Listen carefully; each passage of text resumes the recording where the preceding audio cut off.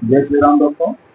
भगवान श्री राम अपने 14 वर्ष की वनवास के दौरान किन किन स्थानों पर रुके हुए थे, ये आज हम आपको बता रहे हैं। भगवान श्री राम के वनवास का पहला पड़ाव था सिगरौर, जो कि प्रयागराज से 30 किमी दूरी पर है, जहाँ केवट और भगवान श्री राम का प्रसंग मिलता है, जिसका उल्लेख रामायण में मिलता है। यह स्थान गंगा नदी के तट पर पड़ता है। दूसरा पड़ाव तुरई नामक स्थान था, जो गंगा नदी पार करने के बाद पड़ता है। तुरई नामक स्थान पर भगवान गंगा पार करके उतरे थे और कुछ समय वहां व्यतीत किए थे। वनवास की यात्रा का तीसरा पड़ाव प्रयागराज संगम युग था, जिस स्थान पर भगवान श्री राम कुछ समय रुके हुए थे।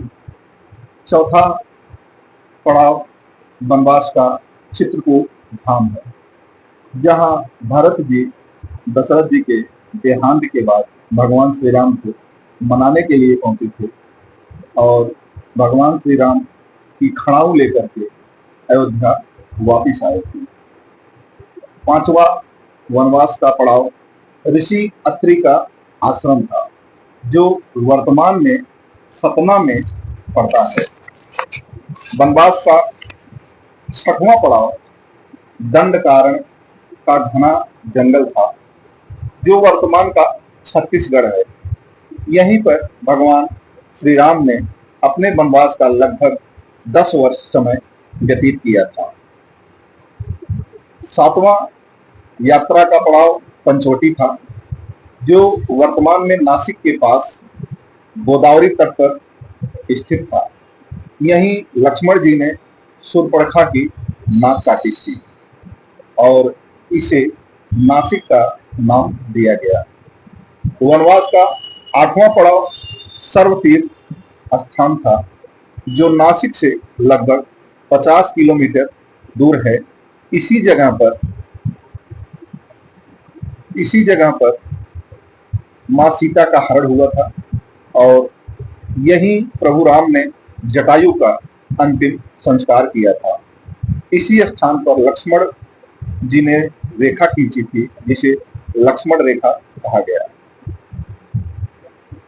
वनवास का 9वां पड़ाव सर्वतीर्थ के आगे तुंगभद्रा और कावेरी नदी का क्षेत्र कहा जाता है, जहां भगवान सीता जी की खोज करने के लिए रुके हुए थे। वनवास का 10वां पड़ाव था माता सबरी का आश्रम, जो कि पंपा नदी के तट पर था और जो आज के वर्तमान में केरल में पड़ता था। यात्रा का 11वां पड़ाव था ऋषिमुख पर्वत, जो मलय पर्वत और चंदन के वनों के पास था।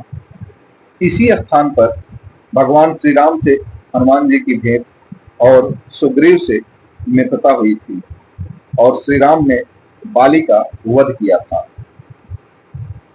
यात्रा का 12वां पड़ाव था कोडिकरई।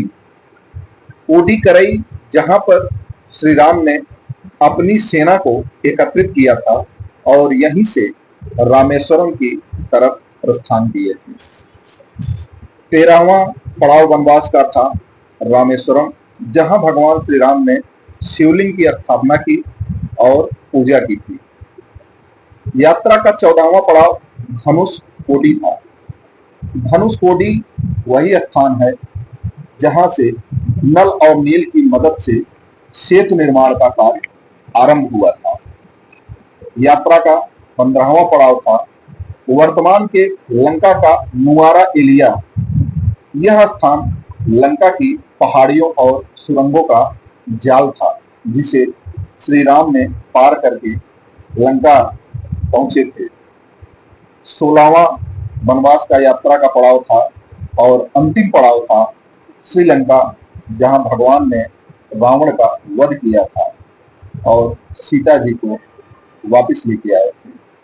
तो दोस्तों, भगवान श्री राम के वनवास के यात्रा के दौरान जो जो स्थान, जो जो पड़ाव भगवान श्री राम जिस स्थान पे रुके थे, उनके बारे में ये वीडियो आपको कैसा लगा कमेंट बॉक्स में जरूर बताइएगा और हमारे चैनल को लाइक और सब्सक्राइब जरूर करिएगा।